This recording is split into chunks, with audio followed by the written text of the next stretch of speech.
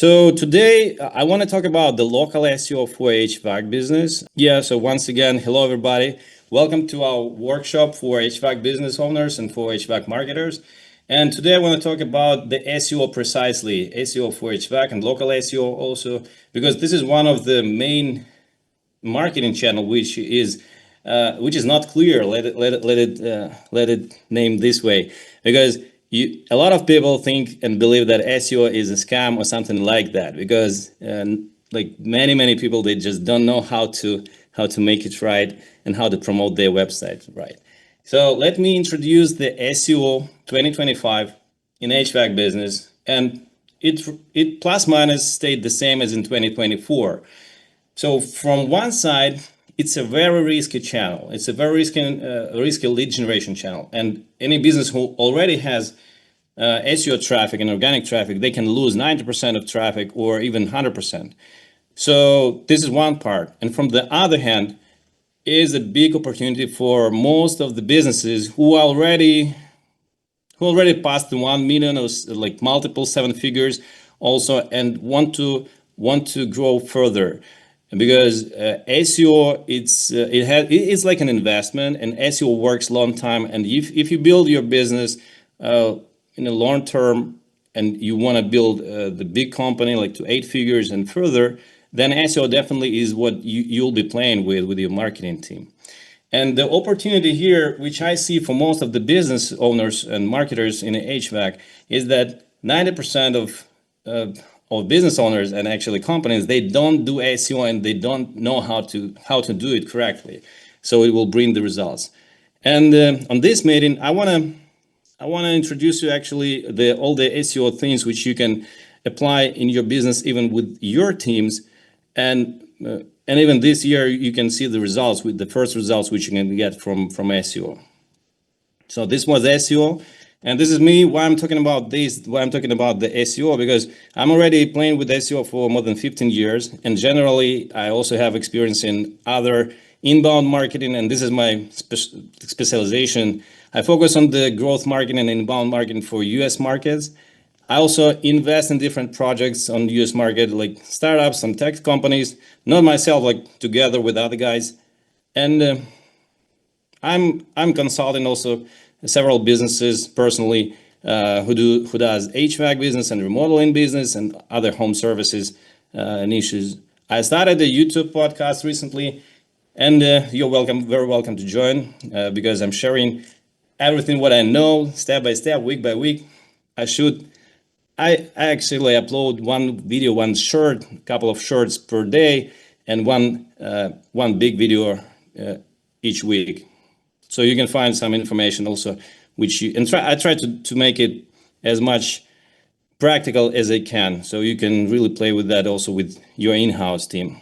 This is my team. Also, let me introduce you a couple words and say a couple words about my team, because I'm not doing this myself all the life, and I have a team of 30 people, and we mostly specialize in SEO and pay-per-click, Google ads, Facebook ads.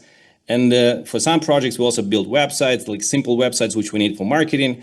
And we focus right now on the home services and contractors at the US market. And one of our main expertise is HVAC business. This is why I'm talking about the HVAC right now. This year, we launched the HVAC marketing school. So this webinar and the workshop is part of this our HVAC marketing school activities.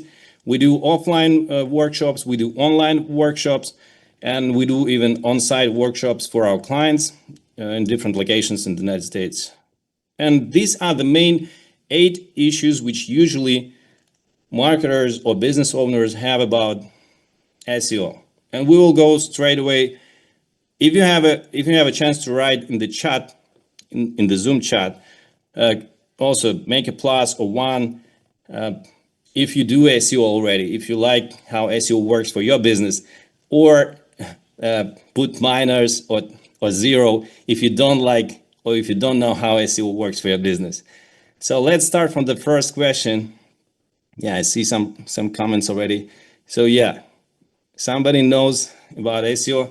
Happy for that. And the first question is actually where our potential clients find our companies. Where your potential clients find your company in your location, in your service area. And I understand that it may be some basic things, but anyway, I know from our experience that a lot of clients, a lot of business owners, they just don't know what is where. So first of all, they find you in organic SEO from organic search. Then the search ads also appear when somebody is searching for. Then the local tab, the Google Maps, the Google Business Profile, different names for that, but this is actually the local pack, local maps. And Yelp and other listicles, other platforms, and even social media. Why I'm showing these platforms, these places where they can find you, if we're talking only about SEO. Because SEO used to be the search engine optimization. And right now, for me, it's search everywhere and everything optimization. So in order to get more organic traffic, it's kind of free traffic, but it's not free because you invest a lot of time and money in your marketing team, in your SEO efforts, and in optimization, in content creation, everything. So, of course, your company will be visible here in organic search first. And then ads, it's also like search visibility. The local maps also belongs to search. And even Yelp and other platforms, it's also connected to search and to organic results. Because on Yelp, you can get not only paid traffic, you can also get the organic traffic from there. And same with the social media. So we will move on with the local SEO, and starting the local SEO, it starts usually from your website. The website, the CMS of your website, which you actually, I have a 0 point, the very basic point. So first of all, I recommend to be on Google Maps, and I'm sure that you do Google Maps and you do it good because this is the first lead generation channel for most of HVAC and other contractor businesses who starting the business and growing from 0 to 1 million firstly. And this is by default. I hope you do this correctly. I hope you track all the calls and leads which you get from Google Maps. And yeah, come back to the website. What I see in the market that a lot of companies, they either have like old WordPress websites or just built on some CMS which are not very good for SEO. So what I would recommend WordPress for your website if you're doing SEO. Firstly, then I would recommend building the correct content and structure your website with, because I'm saying just one thing about that. Each page should have a group of keywords which related to the intent of a user, of searcher. So you cannot really assume that all the potential clients will land to the main page with all the keywords which you need. So the separate pages for your services, for the areas which you serve, and for other things where you can get a different intent from the search. Then the third thing, the very important thing for SEO, when you have built already the website with content, is backlinks actually, which links from the external websites to your website. And then the brand. Why I'm talking about the brand? Fuse Services is an example of our client. They made last year more than 36 million in revenue annually. And why brand is important for SEO? Because this what actually helps you to actually get better results from SEO than your competitors if your brand is stronger, and you need less effort to win the competition if you invest in brand. In a couple of words, this is very important for SEO. So the third thing, third issue is that which types of keywords are better to start with. And usually the mistake which most of marketers and owners do when they target the keywords, they try to target the very high volume and high competitive keywords. This is what I wouldn't recommend if you're only starting or if you don't have enough traffic in SEO yet. So what I would recommend is that I would definitely recommend you find the keywords which are with lower volume but less competitive. Let's say in the left side, on the left side, we have HVAC company or HVAC company near me. This would be very competitive, and of course, it's very targeted. But we can also try to play with commercial electrical contractors or commercial HVAC contractors near me, and this would be easier to rank in the beginning if you do commercial, of course. So this is just an example. Let's move further, and this is the big question which I frequently hear from our clients and from guys in the market. Do you need a separate budget for backlinks? Do you really need backlinks when you make an SEO for your website? And a lot of people, they think that this doesn't work anymore. Google says that you don't need backlinks, you don't need something like that, but this is actually what works, which still works and will work even when we're talking about the AI traffic generation. So definitely you need a backlink budget, a budget for backlinks. How can you analyze that with your team? You can use any SEO tool like Ahrefs or SEMrush, and you can check the pages or the keywords which you want to rank for, and you can see what sites, what websites are ranked there in the top 10, and you just see if they have any backlinks linking to those pages which ranked. And if you see the backlinks in here, like here in this example, we see backlinks, we see domains, then it's definitely your website needs some backlinks to be built to that target page in order to outrank them. So the fifth, the question number 5 is, what are the key local KPIs for SEO which you can rely on? And my recommendation here would be, it doesn't matter if you're working with agency or contractor or with your in-house team. So I wouldn't recommend doing any KPIs or any precise, metrics and precise targets. We can only, so no forecasting on CPA or ROI for SEO, because this will lead to the wrong way. And usually what we do, we just try to understand, okay, where's the point A, where's the point B, where we want to be, and we just need to do everything what we can in order to move from point A to point B. And on the way, we have to track the visibility, the rankings, the KPIs, which we can, not the KPIs, but the metrics which we can track. And this is visibility, this is rankings, then goes traffic, then goes leads, and it can be calls or leads and bookings of real jobs. And of course, then the sales pipeline will lead you to the revenue.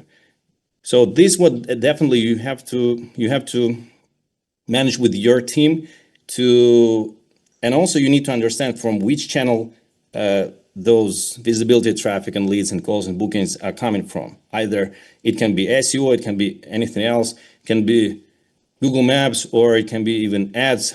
Because recently we had a case, not the case study, but the situation when the client didn't track anything, and they thought that the leads are coming from advertising campaigns, but the leads are coming from SEO, from organic.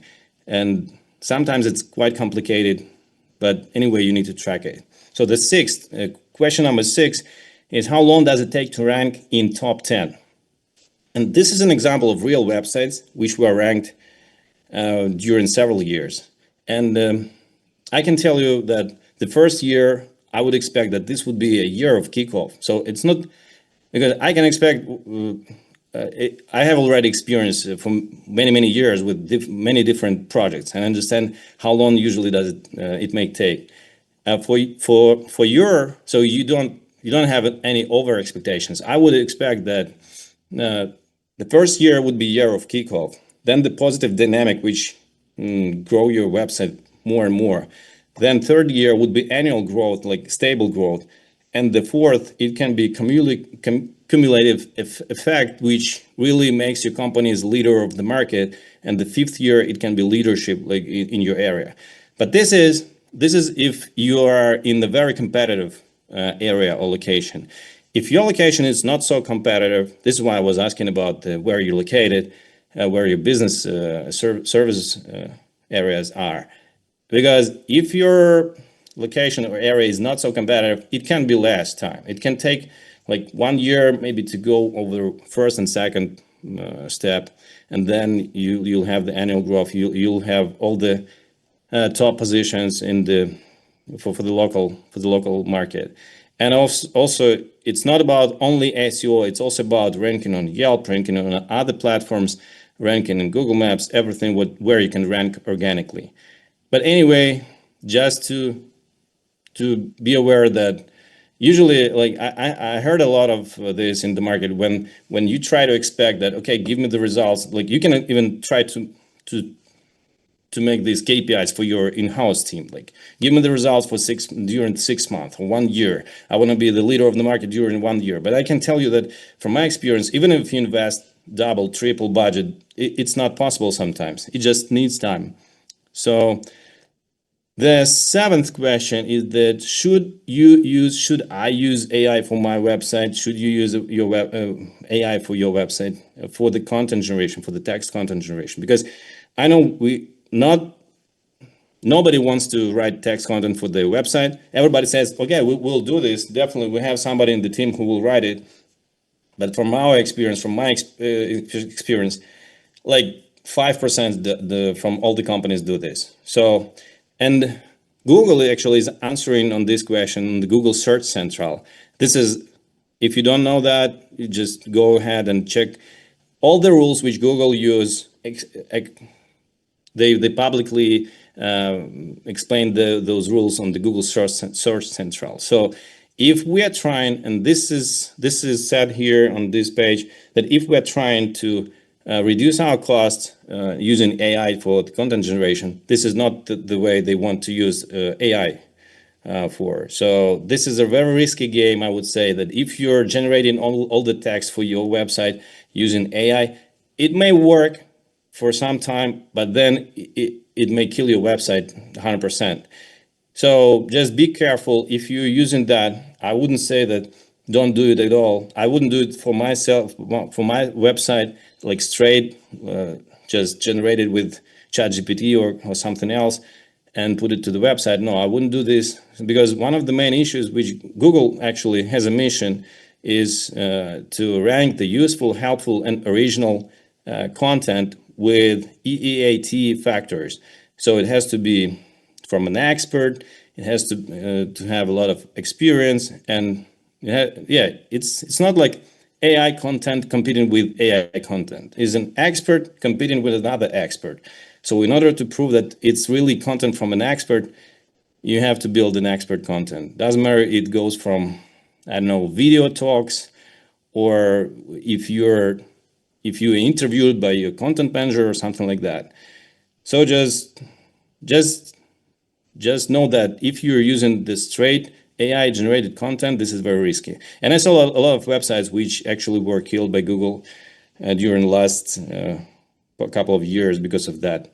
Because Google has each month or each 1.5 months, they usually have the Google update, core update, and during those updates, this is very bumpy. So a lot of websites they lose traffic and lose business because of some mistakes they do, or because of if they break some rules.